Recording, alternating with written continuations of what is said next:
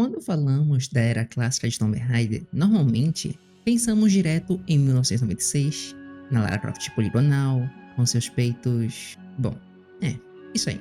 Mas também nas tumbas silenciosas e na sensação de solidão que poucos jogos conseguiram replicar naquela época. Mas Tomb Raider não começou ali. Antes do jogo que chegou às lojas, existia um Tomb Raider que ficou restrito a documentos internos, rascunhos técnicos e ideias que nunca foram implementadas por completo. Uma introdução escrita do projeto, datado de 1994, já deixava claro o nível de ambição da Core Design.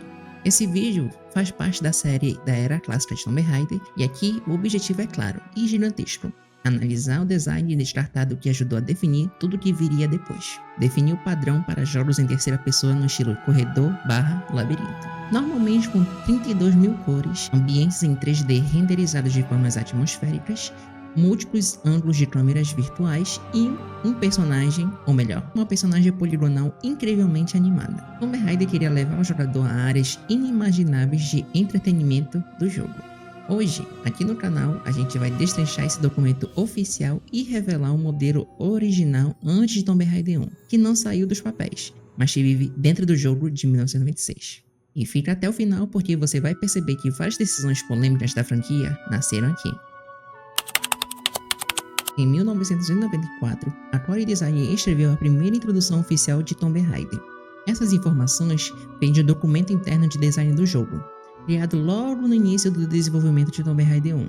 Esse tipo de documento não é um marketing, não é promessa para o público, é a visão crua dos desenvolvedores. Logo nas primeiras linhas, o documento estabelece uma ambição: definir o padrão para os jogos de ação em terceira pessoa no estilo corredor/labirinto. E o mais impressionante é que, mesmo nesse estágio inicial, Tomb Raider já tinha algo raríssimo para a época: uma identidade clara. O texto deixa explícito que o jogo seria construído sobre 4 pilares técnicos: ambientes 3D atmosféricos, o uso avançado de ângulos de câmeras virtuais, um personagem jogável totalmente poligonal e uma animação fluida como elemento central da experiência. Para a época, isso não era trivial. Em 1994, jogos em terceira pessoa ainda lutavam para encontrar uma linguagem funcional. Tomb Raider queria resolver isso desde a raiz. A história do Tomb Raider descartado se constrói com uma armadilha narrativa cuidadosamente planejada. Aqui, Lara Croft é uma ex-arqueóloga que possui um doutorado em arqueologia e é uma ladra profissional e é contratada pelo multibilionário e fabricante de armas, Willard Sterling, para recuperar 6 artefatos antigos escondidos em sítios arqueológicos ao redor do mundo. A missão parece direta, quase mercenária, mas desde o início existe um desequilíbrio claro entre quem contrata e quem executa. Lara é escolhida não apenas por sua habilidade, mas por ser a única capaz de acessar locais esquecidos, sobreviver às tumbas e recuperar objetos que ninguém mais conseguiria alcançar. O que Lara e o jogador desconhecem é que esses artefatos formam a Cucurbita, um dispositivo capaz de distorcer o espaço-tempo e abrir portais para outros mundos. O Willard não é apenas um colecionador obcecado por relíquias, é algo a mais. Ele é um Nephilim, um governante transdimensional deposto e exilado na Terra há milênios, e busca nas ruínas da humanidade o caminho de volta para o seu próprio mundo. Essa revelação não é entregue de forma direta, mas fragmentada em sequências entre os níveis, usando o próprio motor do jogo, permitindo que Tomb Raider funcione em 2 planos ao mesmo tempo: uma aventura de ação progressiva e um mistério narrativo que se revela lentamente. Uma escolha ousada para a época e central para a identidade que a franquia construiria depois. Desde o início, o jogo foi pensado em torno da recuperação de 6 artefatos antigos, espalhados por tumbas ao redor do mundo. Esses artefatos não eram apenas objetivos de fase. Quando reunidos, formariam a Cucurbita. Essa estrutura dava ao jogo 2 chamadas claras: uma progressão física baseada na exploração e sobrevivência e uma progressão narrativa revelada aos poucos. Nada era entregue de imediato, a informação era a recompensa do jogo. Bom, esse jogo ele teve 2 grandes estruturas descartadas ao longo dos anos. Documentos revelam que Tomb Raider passou por essas estruturas antes mesmo de chegar à versão final. A estrutura 1. A progressão seria obrigatoriamente cronológica, reforçando o senso da jornada. Nesse conceito inicial, Tomb Raider teria 7 locais internos, todos eles grandes ambientes fechados, totalmente tridimensionais e não lineares. 6 desses locais seriam sítios arqueológicos reais espalhados pelo mundo, cada um guardando um artefato antigo. O primeiro nível seria a Pirâmide de Sirius, no Egito. Como parte do nascimento da aventura, Lara entra em contato direto com o mistério antigo, em uma pirâmide ligada às estrelas. Após escapar da tumba egípcia, Lara Cruz entrega o primeiro artefato a um emissário de Willard. A cena é seca, funcional, quase desconfortável. Em narração, Lara deixa claro que não confia em Sterling, ela o vê como um sujeito desprezível, mas admite que o pagamento compensa qualquer escrúpulo. Nesse ponto da história, a relação ainda é puramente profissional, missão cumprida, dinheiro garantido e fim da conversa. Nível 2. Petra, na Jordânia. Ruínas monumentais, arquitetura esculpida em pedra e armadilhas projetadas para punir curiosidade excessiva. Ao concluir a missão na Jordânia, Lara percebe que algo mudou. O emissário não é mais um intermediário anônimo, mas Lars Kruger, seu antigo inimigo. Ele toma o artefato sem cerimônia e deixa o aviso claro. Cada passo dela está sendo observado. Se ela tentar enganar Sterling, haverá consequências. Em narração, ela ironiza a situação, refletindo sobre como é reconfortante, entre aspas, trabalhar para alguém que claramente não confia em você. A tensão deixa de ser implícita e se torna pessoal. Nível 3. Angkor Wat, no Camboja. Aqui, o jogo começa a flertar com o sobrenatural. Um cientista revela que o artefato não é feito de elementos terrestres. Após recuperar o terceiro artefato, Lara decide quebrar o protocolo. Antes de entregá-lo, leva o objeto para ser analisado por um cientista. A descoberta muda tudo. O artefato não é composto por materiais conhecidos da Terra. Ele não pertence à história humana. Mesmo assim, Lara o entrega a Kruger. Em narração, ela começa a questionar abertamente os verdadeiros motivos de Sterling. Pela primeira vez, a missão deixa de ser apenas um trabalho e passa a ser um risco que ela talvez não compreenda totalmente. E, um detalhe interessante, essa fase descartada foi implementada como a primeira área do Camboja em Tomb Raider The Last Revelation. Nele, Lara vive uma de suas primeiras aventuras na companhia de Wayne Van Croy no Tomb Raider 4. E também, se você reparar, dá para perceber que esse mistério, a questão dos artefatos não serem da Terra, lembra muito do Tomb Raider 3, não é? Nível 4, Vilcabamba. Depois de entregar o quarto artefato, Lara se afasta da rota planejada e entra em contato com um ancião de uma vila próxima. Ele lhe conta um mito ancestral, uma guerra nos céus entre o chamado Povo das Estrelas, conhecido como os Nephilims. Um deles, um governante tirânico, teria sido derrotado e lançado à Terra, condenado a jamais retornar ao seu mundo. Em narração, Lara faz a conexão inevitável, e a pergunta surge pela primeira vez: e se o Willard Sterling for esse déspota exilado das estrelas? Nível 5. Labirinto de Minos, em Creta. Com o quinto artefato em mãos, Lara não entrega mais nada às cegas. Ela entrega o objeto a Kruger, mas decide segui-lo. Pela primeira vez, toma uma decisão ativa contra Sterling. Em narração, Lara revela que acredita estar diante da lendária Kukurbita, um poder grande demais para alguém como Sterling controlar. O jogo deixa claro, agora Lara não está mais cumprindo uma missão, ela está tentando impedir algo. Nível 6. O quartel-general de Willard Sterling. Um confronto é inevitável. No coração do QG, Lara enfrenta Willard em sua verdadeira forma, um Nephilim monstruoso, revelando aquilo que ele sempre foi. A luta não é apenas física, mas simbólica, pela posse dos artefatos e pelo controle do destino que eles representam. E ao derrotá-lo, Lara foge do complexo com vida, mas não em paz. Lars Kruger e seu exército de mercenários iniciam a perseguição. Resta apenas um artefato, e o fim está próximo. Bom, quase. Nível 7. Túneis de Shambhala, na Ásia. E aqui seria o desfecho final e a união da Kukurbita. O ponto final da jornada, ou seria apenas o começo? No clímax do jogo, Lara reúne os 6 artefatos. Em narração, ela explica a lenda. Acreditava-se que a Kukurbita era capaz de abrir portais para o espaço transdimensional. Ao encaixar a última peça, filamentos de luz azul percorrem seus braços.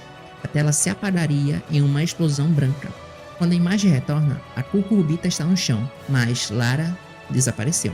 Em seguida, vemos Lara sendo lançada através de um vórtice no contínuo espaço-tempo, até cair violentamente em um lugar escuro e hostil. 2 olhos vermelhos surgem na escuridão. Lara se vira, armas em punho, e a imagem congela. E aparecia a imagem, continua, e subiria aos créditos finais. Além da versão de 7 níveis, os documentos de design revelam uma outra encarnação descartada de Tomb Raider, mais curta em estrutura, porém ainda mais focado em ritmo cinematográfico, ficção científica antigo e design de jogo sistemático. Nessa proposta, Tomb Raider seria composto por 5 níveis principais, todos conectados por sequências FMV. Os níveis de 1 a 3 girariam em torno da repercussão das 3 partes de uma chave. No nível 4, Lara chegaria à cidade dos Atlas, onde finalmente obteria a chave completa. Já no nível 5, ambientado principalmente na Pirâmide Mestra, seria o clímax absoluto, ativar ou impedir o funcionamento da estrutura.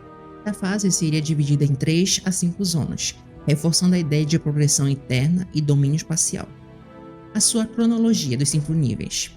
Nível 1, Vilcabamba, lendária cidade inca perdida, um nível introdutório com poucos inimigos e foco em ambientação e na atmosfera. O clímax acontece na Câmara da Rainha Mumificada. Remoção de um pingente da Rainha Mumificada iniciaria o colapso da tumba, forçando a fuga. Lara precisaria escapar antes de ser esmagada. E as zonas seriam um quartel, Praça da Vila, um palácio e a tumba. Nível 2, Eldorado. Seria maior, mais complexo e mais perigoso. No centro do nível, a segunda parte da chave flutua acima de um pedestal, e ao tocá-la, surge Xolotl, um guardião com cabeça de cachorro. A saída só se abre após a sua derrota. As zonas desse nível seriam Corte Real, o Templo do Sol, Aposentos dos Sacerdotes e o Santuário de Xolotl. Nível 3, Terra de Davis.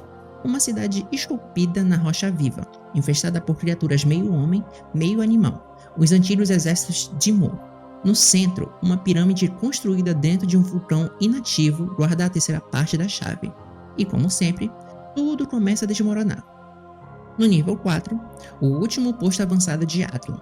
Ele seria dividido entre masmorras e Agarthmen.